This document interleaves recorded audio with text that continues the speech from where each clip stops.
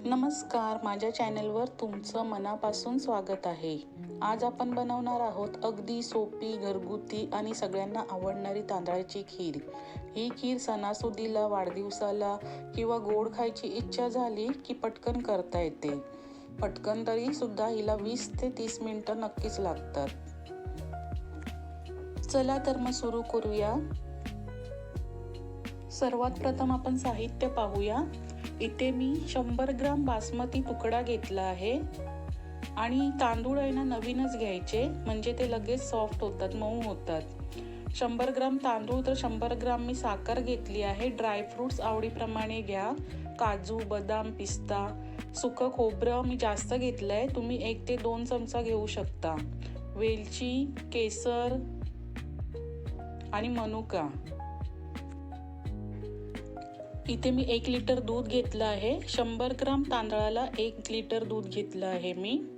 दूध चांगलं गरम झालं की केशरमध्ये दूध घालून घेते।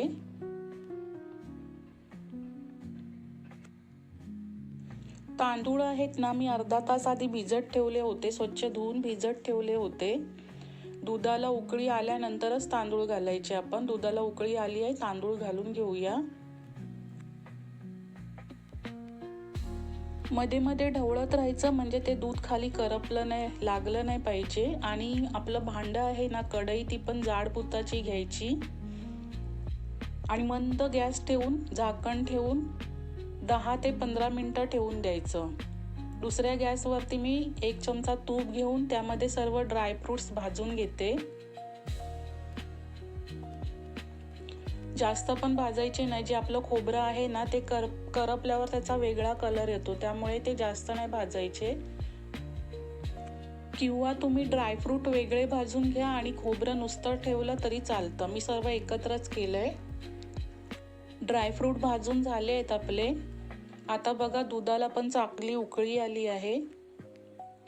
मी हे मनुका आहेत ना पाण्यामध्ये थोडा वेळ भिजत ठेवलेले आणि आपला तांदूळ आहे ना तो चमच्याने असा स्मॅश करायचा, जशी आपण डाळ घाटतो ना तशी तांदूळ सुद्धा स्मॅश करायचे, म्हणजे आपली खीर आहे ना ती मस्त जाड रबडी सारखी होते। तांदूळ शिजल्यानंतर मी इथे जेवढी 100 ग्राम तांदूळ घेतले तेवढी 100 ग्राम मी साखर घेतलेली, साखर पण घालून घेते।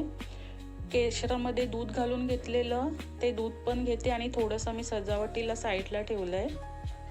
झाकण ठेवून परत 5 मिनिटं उकळी काढून घ्यायची बारीक गॅसवरती। आता सर्व ड्रायफ्रूट घालून घेते मी।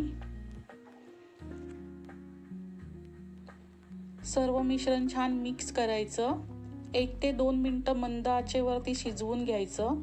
झाली आपली तांदळाची खीर रेडी आहे।